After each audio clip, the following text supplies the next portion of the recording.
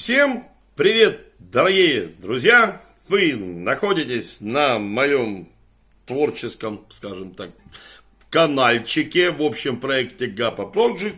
А этот канал называется Gapa Music, там где мы стараемся хоть чуть-чуть отвлечься от этой долбанной грязной политики и чуть-чуть отвлечься. Действительно, отвлечься это так надо, потому что мы здесь в Украине нереально устали от этой долбанной войны. И я так вот, когда есть минутка, беру гитару, беру штатив телефона и пытаюсь что-то как-то так вспоминать то, что было. Вспоминать, как я жил, вспоминать, поэтому это не коммерческая тема. Подписчиков у нас мало, но я уверен, что рано или поздно найдутся люди, кому это тоже будет интересно вспомнить советские времена. Вот, особенно люди плюс-минус моего возраста, а есть еще люди, взгляды которых совпадают с моими, это будет вообще прекрасно и чудесно. Канал больше такой заточен на творчество, я пытаюсь тут показывать свои и не свои песни. Сразу говорю, за исполнение, пожалуйста, не отрезайте мне голову, потому что я не профессионал. Одну секундочку, упал у меня медиатор, ладно, возьму другой. Не профессионал, тем более, что как бы практика, ну кому мне, самому себе тут петь. Война у нас, особо там не разгуляешься.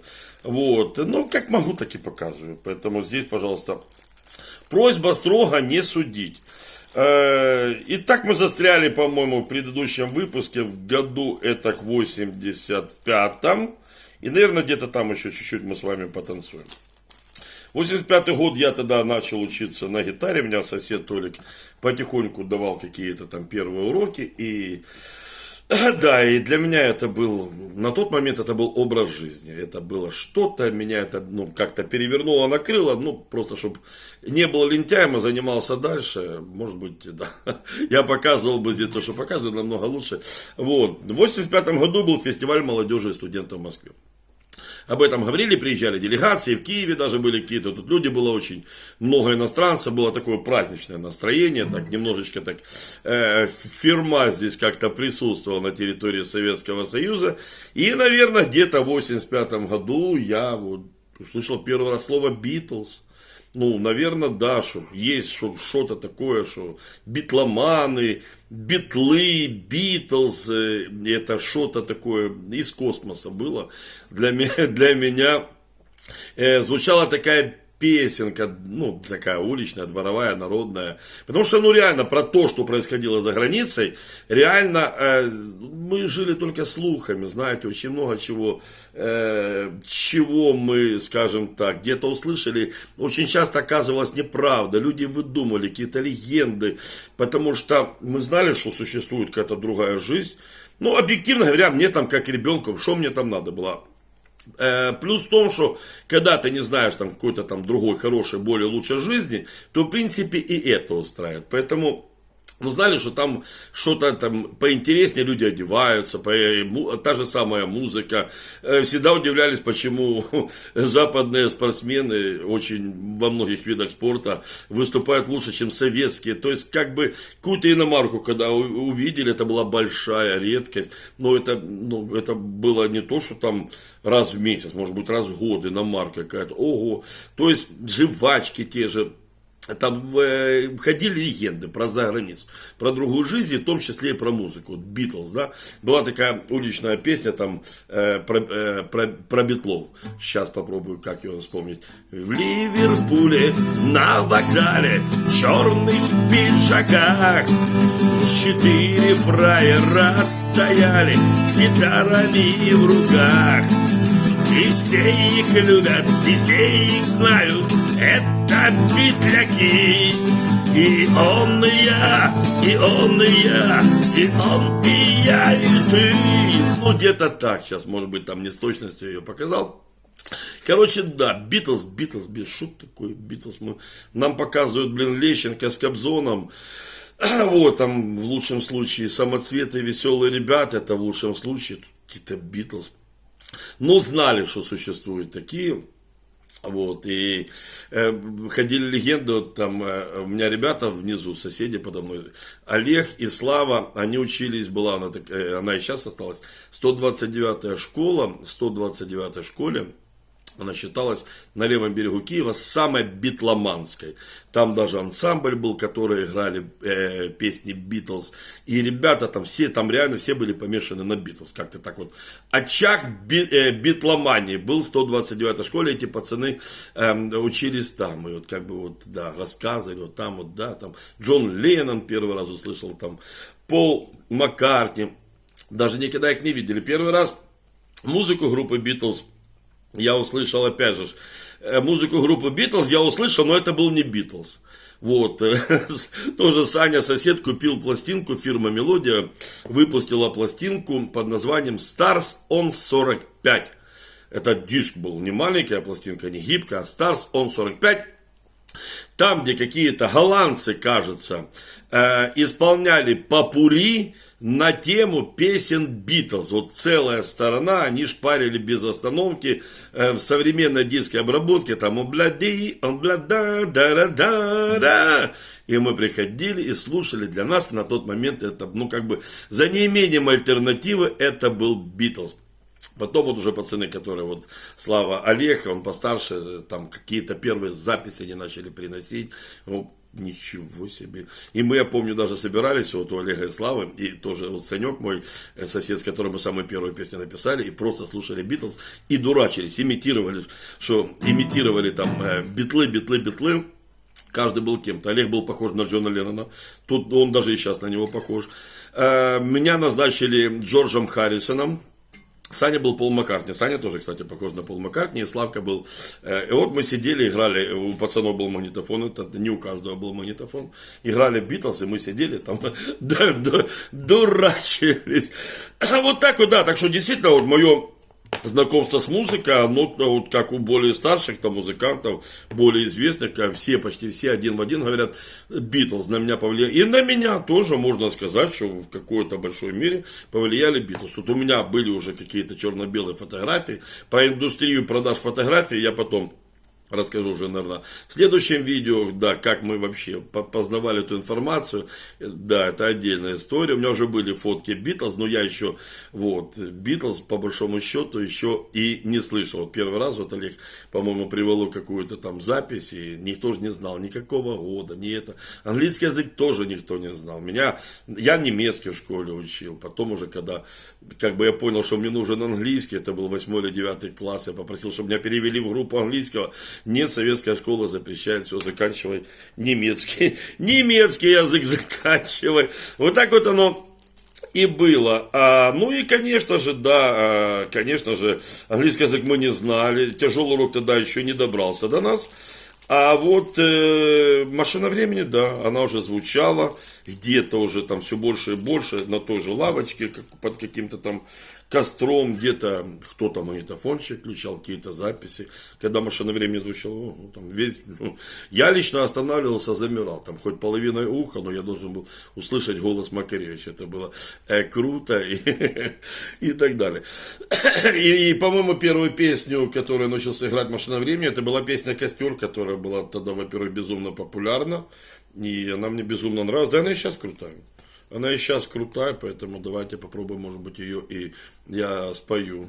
У нас такая идет чередовка. Вчера была авторская песня, позавчера, по-моему, воскресенье песня была, а сейчас вот будет песня. Да я много чего своей, я вообще, по большому счету, без бумажки не спою, потому что никому не было петь. А раньше, в те годы, я знал, я не знаю, песен 300, наверное, 400.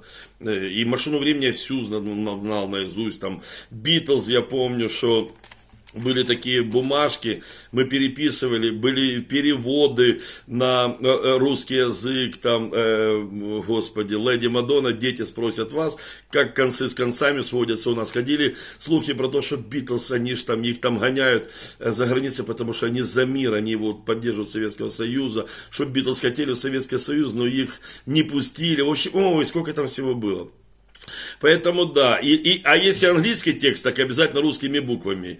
Русскими буквами yesterday, oh my trouble, zimzu far away. Вот так вот мы учили тогда песни, это было, но это было зато искренне, от души.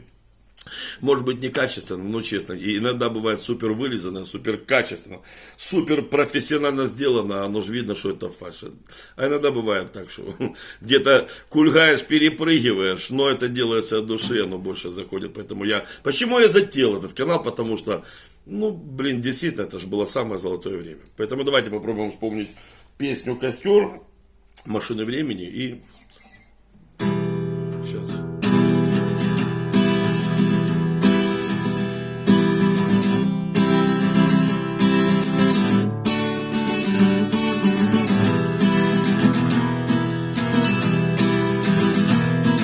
Все отболит, и мудрый говорит, каждый костер когда-то догорит. Ветер залу развеет без следа,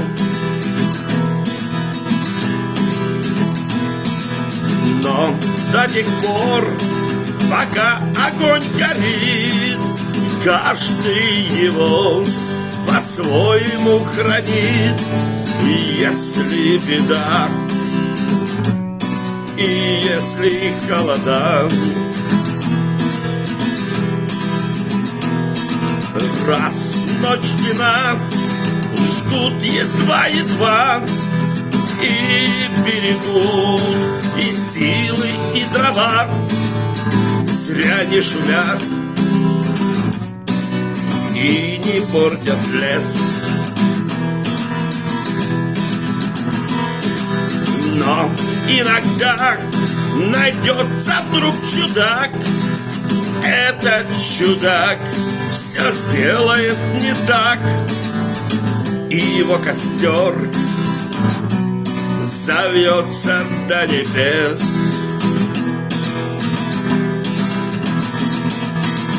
Еще не все дорешено, еще не все разрешено,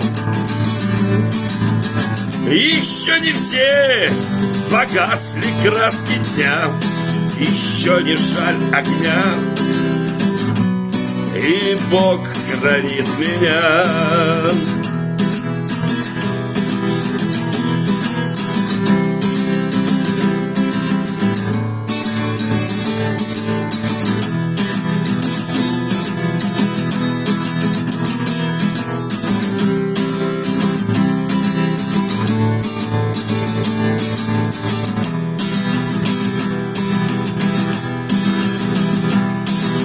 Тот был умней, кто свой огонь сберег, он обогреть других уже не мог, но без потерь дожил до теплых дней.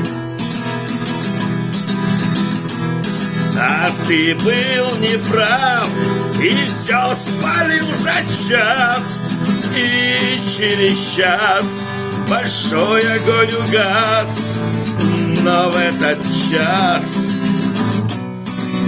стало всем теплей.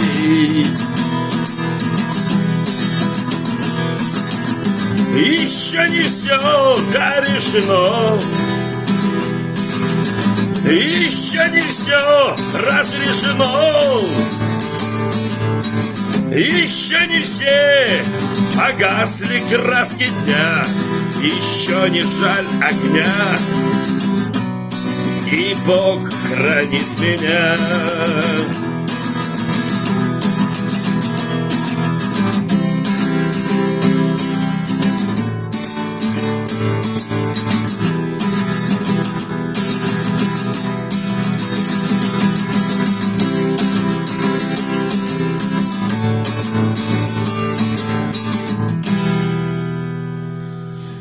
Такая песня, прекрасная песня Андрея Макаревича. Я не помню, какого года она выпуска, наверное, 82-го, где-то плюс-минус такая. Вот, и советская власть запрещала им петь песню, петь слова «И Бог хранит меня», потому что атеисты, да, борьба с религией и все остальное, и Макаревич переделал «И судьба хранит меня» пел. И там же был еще кинофильм «Душа», в котором снималась София Ротару.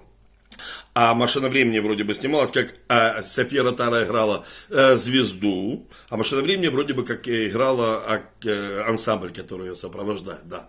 И София Ротару пела песни. Вот, была даже пластинка, такая песня из кинофильма «Душа» в исполнении Софии Ротару. Там была песня «Костер», а вторая песня...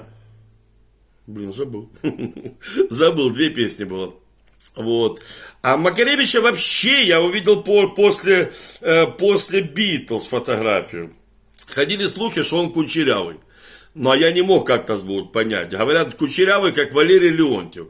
Валерий Леонтьев было понятно, какой кучерявый. А какой кучерявый Макаревич, вообще было непонятно. Я Макаревича фотографию видел, наверное, году в 86-м, 7-м. И то кто-то там, какая-то пластинка, оказывается, была гибкая, мягкая. И там такая... Она даже не черно-белая, какая-то сине-черно-белая. Сине-черно-белая фотография группы «Машина времени». Вот такая вот штука. Поэтому, да, песня «Костер» круто, да. «Машина времени», я болел «Машиной времени». Я очень долго вообще западную музыку отвергал. Я так любил советскую музыку. Ну, вот именно рок, который в Советском Союзе. Ну, он мне был понятен. Вот. Та музыка меня торкала еще, ну я только же осваивал, только еще въезжал, она больше торкала музыка, там подача была другая, здесь я слова понимал, вот, и как бы, ну реально, там, есть что вспомнить. Поэтому мы будем встречаться, ребята, будем вспоминать. Если кто увидит, ставьте лайки, подписывайтесь, вы все знаете, делитесь, пишите комментарии, подкидывайте какие-то темы, это важно, это интересно, и вместе чуть-чуть отвлечемся от этих долбанных войн, потому что неизвестно, сколько нам Бог отвел. Вот. Ну реально неизвестно, нажмет какой-то дурак на кнопку, полетят уже очень большие ракеты, и всем нам будут кранты. А так, вот, всех люблю, ребята. Всем людям добра, кусочек моего сердца, все буде Україна, все буде рок-н-ролл. Пока-пока.